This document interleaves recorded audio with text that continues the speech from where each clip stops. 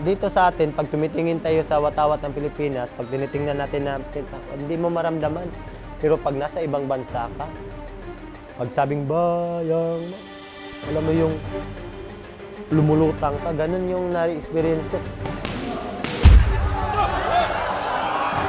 Ilang business na ako din nahayaan. Masakit pero siyempre parang i-change psychology mo na lang na may kulang pa. Gold, that's my goal. To get gold and destroy anyone they put in front of me, that's what I want to do.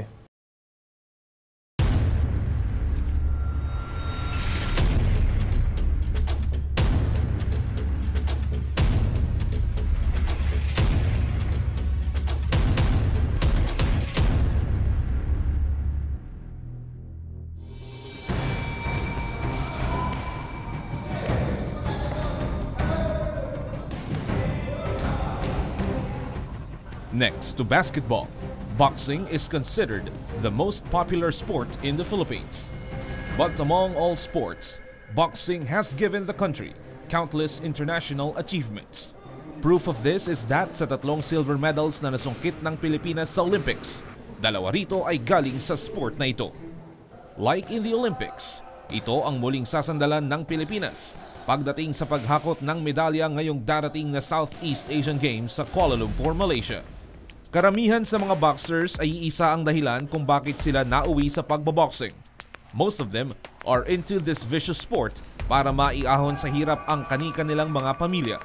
But Olympian Charlie Suarez believes it is his calling to serve the country by way of being an athlete.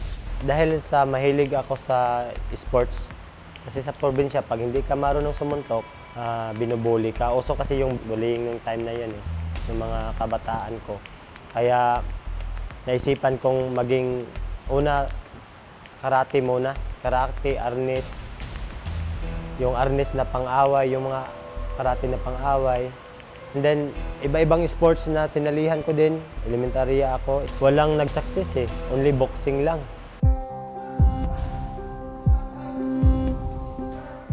At first, Suarez felt being in boxing would serve as his protection from bullying. This despite the seemingly success that he has been getting, kahit na sa mga kolorom o non-sanctioned boxing matches na kanyang sinalihan noon sa kanyang hometown sa Davao del Norte. Yun sa akin, purpose ko lang yun para katakutan ako sa school, katakutan ako sa mga tumitingin sa akin, yung mga mahilig mambully. Katakutan ako sa basketball, uy, marunong sumuntok yan, huwag natin kalabanin, huwag tayong... So gusto ko na maging yung respeto, maging ko yung respeto nila.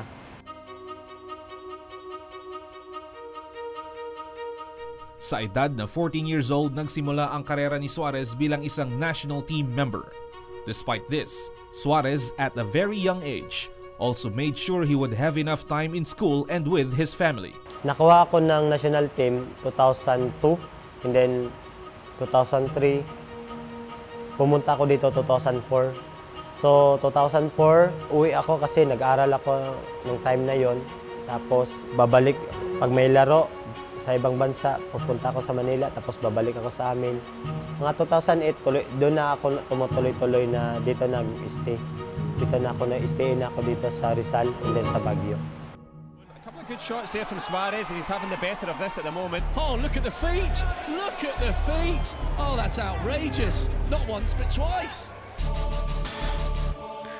Noon pa man ay alam na ni Suarez na ito ang sport para sa kanya.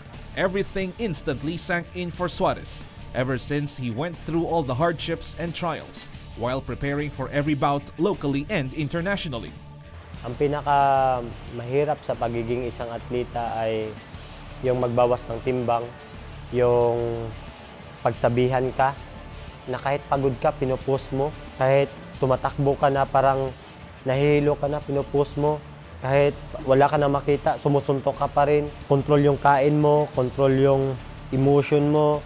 Kahit napunitan ka, dumugo, may lagnat ka, ulan, bagyo, lindol, nandyan pa rin sa training, walang holiday. Walang holidays dito. So, ganun kahirap. Kaya sabi ko, mahirap ang maging isang atleta. Kung hindi talaga yung passion, yung desire sa puso mo na magiging totoong atleta, hindi ka magtatagal. Masasabing nagbunga ang paghihirap ni Suarez nang makapasok siya sa Olympics noong 2016. While he will now be forever regarded as an Olympian, hindi naman dito nagtatapos ang determinasyon ni Suarez. Yung pangarap ko na makapasok ulit, makapaglaro ulit sa Asian Games kasi Asian Games nag-silver ako sa Incheon, Korea. Pangarap ko maka-gold. SEA Games, gold. Asian Games, Olympic, gold. So, 3. After that, okay, hands up na. Ako si Charlie Suarez, member ng Philippine National Boxing Team. Ang laban ko para sa bayan.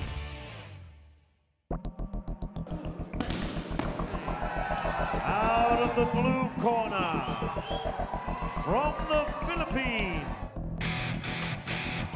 Ian Clark Bautista.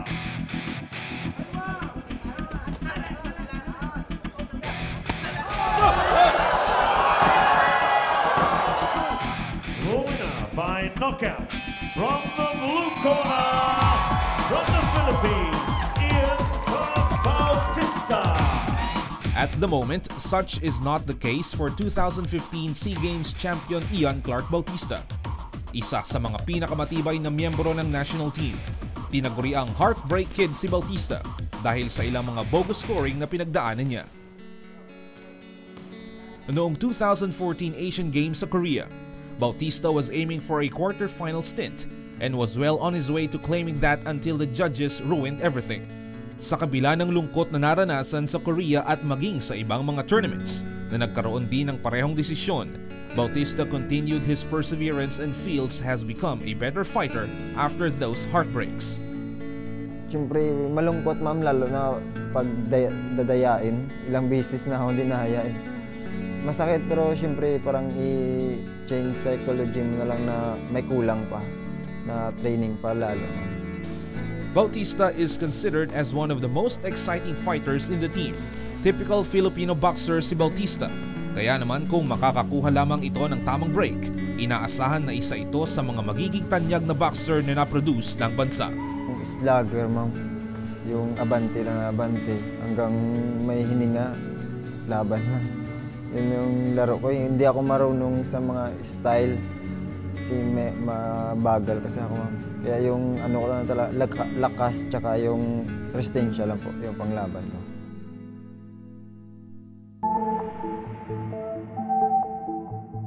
Bautista admits his style has been influenced by past boxers na kanyang nakalakihan at napanood habang dinadala ang bandila ng Pilipinas.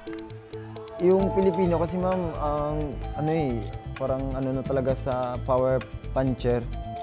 Yung kinakatakutan nila ng ibang bansa din ma'am, yung lakas ng Pinoy, iba yung lakas ng Pinoy ma'am. Tsaka yung determinasyon talaga na makamit yung mga pangarap ma'am. Ako si Ian Clark Bautista, member ng Philippine National Boxing Team. Ang laban ko ay para sa bayan.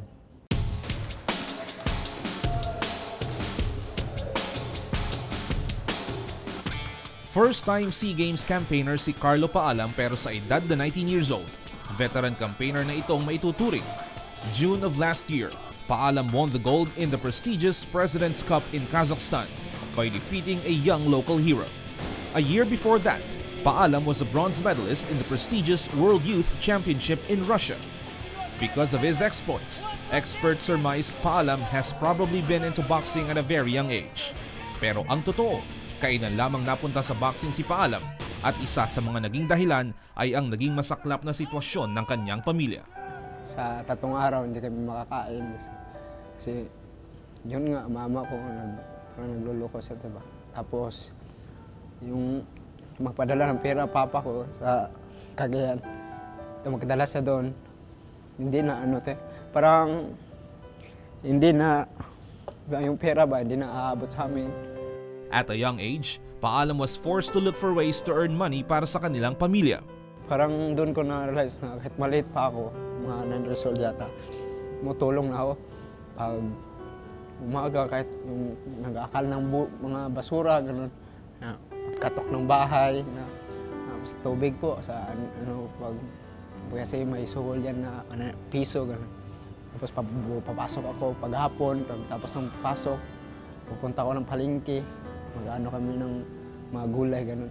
Tapos yung nagbibinta din ako ng, mag-extra din ako nagbinta ng mani, ganun, sa bus, doon sa peninsula. Kasi hirap talaga kasi, alam mo yung, matignan mo yung kapatid mo kahit hindi ka makakain, mas makakain mo yung kapatid mo, parang happy ka na, bigyan mo siya ng parang, share mo yung pagod mo. Everything changed after one situation when Paalam decided to watch a boxing match in Cagayan de Oro City. At dahil lamang sa isang simpleng incentive na nakita niya habang nanonood ng boxing, nagkaroon si Paalam ng ideya kung paano mapapadali ang pag-ahon nila sa kahirapan. Doon ko na-realize na kumakain sila ng ice cream, pag panalo sila, ice cream, premium ng Coke, parang yung soft drinks, premium. Siyempre, hirap namin. Ang ganda naman ng ano nila, may soft drinks, may ice cream pa. Parang itong tag-5 na ice cream yung tag-5, 5 piso. Yun, tapos doon ko na nakita na ano pala, na gusto kong mag-boxing para makatulong sa pamilya ko. Dahil sa kanyang taglay na natural talent, Paalam was spotted by national team coaches who eventually tapped the young boxer to join the national team. Dito na nabuo ang pasya ni Paalam na ibuhos ang lahat sa boxing after winning one national tournament during his early days with the national squad. First ko na laro talaga ng national.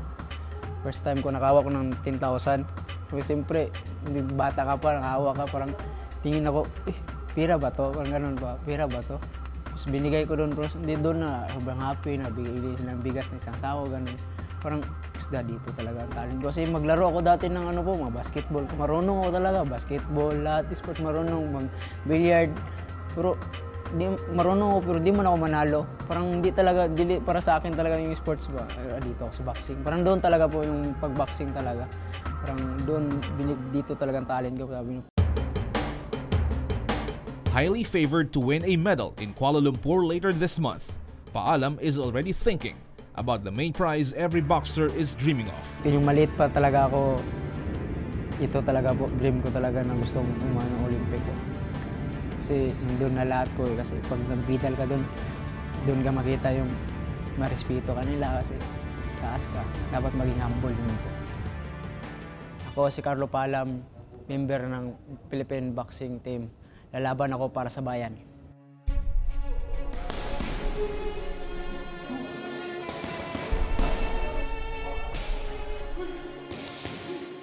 A bit of history is set to happen in Philippine boxing in the upcoming Kuala Lumpur SEA Games. This as for the first time, the country will send an entry into the light heavyweight division. I'm John Noble Marvin. I'm half British, half Filipino. My mum's from Pampanga. My father is British, so I'm dual citizen, half British, half Filipino. And I'm boxing in the Southeast Asian Games for the Philippines at 81 kilo light heavyweight. Marvin was a member of the British Army boxing team when he was recruited by the national team. Got my Philippine passport, and then eventually from that I got in touch with Sir Ed, and then eventually the coaches, and then we went through the process of evaluating and assessing my abilities and if I was worthy to be coached, if they seen potential. Sa height na 6'1", it is but natural to ask Marvin his reason why he chose boxing.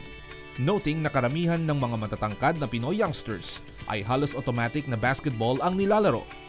I prefer boxing, like you can hurt people in boxing. You can't in basketball, and there's more, like it's an art, boxing is an art. You have to think about a lot of things. When you're in trouble in basketball, you just pass the ball. When you're in trouble in that ring, it's just down to yourself. You're on your own. There's no running away.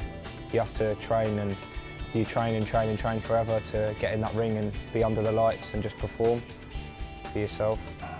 As a first-timer in the Southeast Asian Games, Marvin's focus is to improve on his craft and assume that he will be facing the best possible challengers in the event. I haven't really been scouting them, just we train for the worst, train for anything, train for someone with 8 arms, do you know what I mean? Like, it's no matter what, like, no matter who you scout, no matter what you think, no matter who, if he's got 3 heads, like, it's not going to make a difference. On the day, it's what happens in that ring. When that bell goes and you touch gloves and it's time to crunch time, you know, that's what matters. And once he steps into the ring, Marvin assures he will not have the mentality of a first-timer in his sport. To get gold and destroy anyone they put in front of me, that's what I want to do. Like, no matter what, that's what I'm training to do. Anyone they put in front of me, I just want to destroy. Just finish them, next stage, till we get the gold, until the tournament's over. I'm John Marvin of the National Philippine Boxing Team. Ang laban ko ay para sa bayan.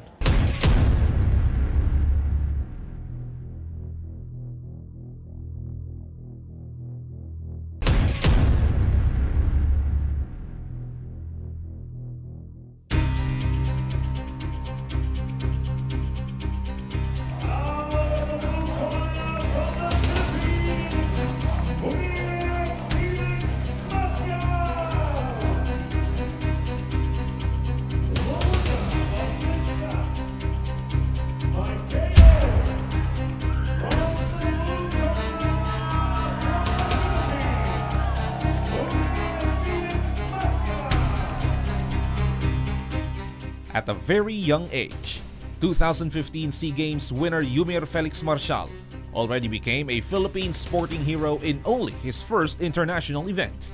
At age 15, Marcial became the first ever Filipino boxer to win a gold medal in the Tough Eyeball World Junior Boxing Championships na ginanap noong July 2011 sa Astana, Kazakhstan.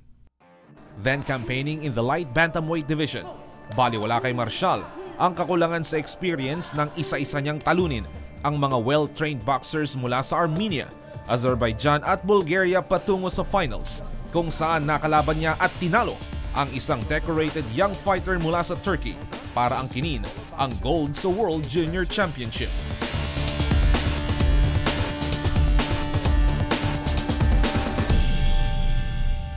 Matapos ang kanyang success sa Kazakhstan, mabilis ang naging paglaki ng timbang ng Zamboanga City International Champion.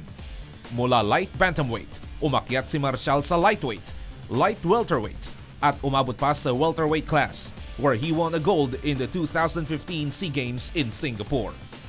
Medyo mabigat po yung galaw ko kasi dati welterweight po ako, ngayon nag-middleweight ako. Medyo nag-a-adjust ako sa galaw ko, pero ngayon medyo recover na kasi last month naka-gold ako sa Mongolia. Medyo naka-adjust na ako konti. In the upcoming Kuala Lumpur Games, Marcial will once again move up in weight, this time in the middleweight division, while this will be his first time to campaign in the 75kg class. Tiniyak ni Marcial na hindi ito magiging hadlang sa kanyang performance sa SEA Games. Kasi since nag-national team po ako, nag-first abroad ko is bantamweight, so 52 kg. So, abang taon na lumalaki ako, parang nararamdaman ko parehasan din pala eh. Kasi parehas lang kami magkatimbang. So, yung i-adjust ko lang po yung galaw ko, kung paano ko dalhin yung bigat ko. One of the top foes Marcial is wary of is the gold winner of the 2015 SEA Games, Dinh Nguyen Trong of Vietnam.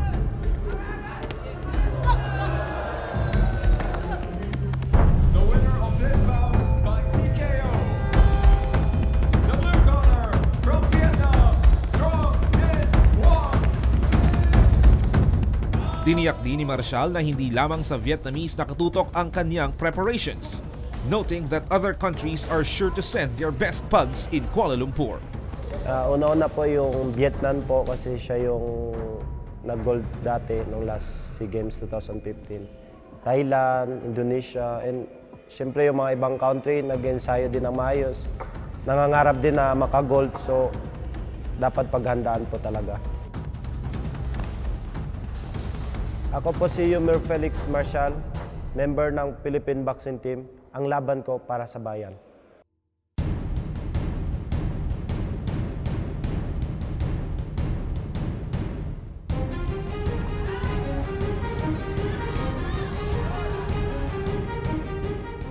Bukidnon native Mario Fernandez was one of the country's top bets to make the 2016 Rio Olympics in Brazil. Pero naunsyami ang pangarap ni Fernandez na makapasok sa Olympics nang madiskubre na may cataract ito sa mata. Dahilan para mag-back out ito sa Olympic qualifier 4 na buwan bago ang Rio Games. Now fully healed, the 23-year-old Fernandez is more than ready to snatch a third SEA Games medal after winning back-to-back golds during the 2013 and 2015 editions of the biennial meet.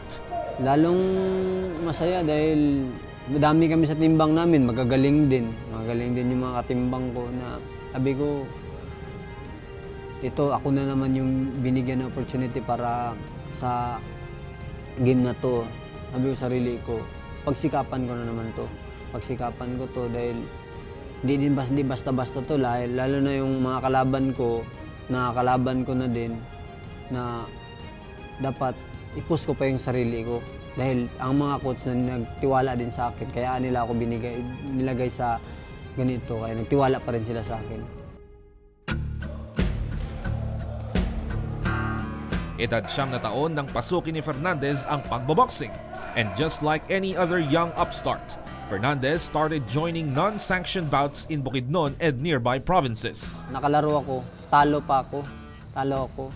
Sabi ng papa ko sa akin na hindi mo na daw ako magboxing kasi baka daw hindi ko linya yung pagboboxing, sabi sa akin. Kaya sabi ko, subukan ko ulit para kung matalo talaga. Pero sabi ko sa sarili ko na ito, susunod ko na subukan ko manalo talaga ako. As soon as Fernandez scored the first win of his amateur career, alam na nito kung ano ang magiging priority pagdating sa career na nais niyang tahakin. Yung mouthpiece agad yung inano ko nun eh. Una kong panalo kasi ang price nun 300, 200. Yung may kinuha ko yung pambili ko lang ng mouthpiece kasi wala akong mouthpiece eh.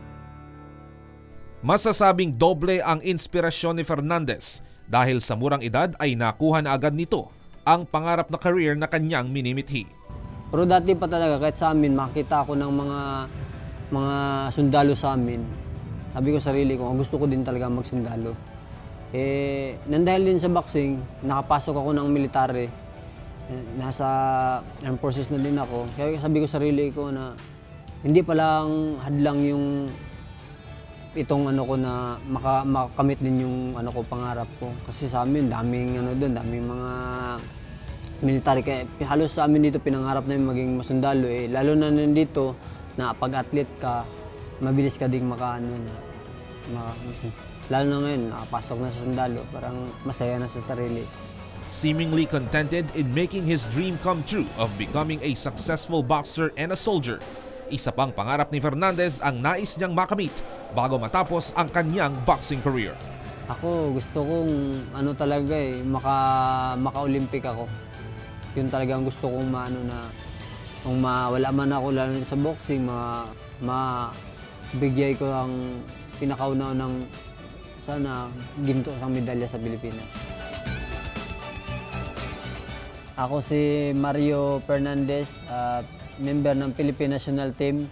Ang laban ko'y para sa bayan. 6 na ginto lamang ang nakataya sa upcoming SEA Games matapos tanggalin ng organizers ang women's event. This would mean an almost impossible task for our brave and determined boxers to even equal their 5 gold medal haul in Singapore 2 years ago. Hindi naman ito magiging hadlang para sa ating 6-man boxing team na panghinaan ng loob ngayong mas magiging masikip ang tsansa na manalo ng ginto sa Kuala Lumpur. But for as long as they are given a chance to fight for the country, expect each and every one of our pugilists to give their all in trying to punch their way to victory. A victory that would maintain our country's stature as the best boxers on this side of the earth.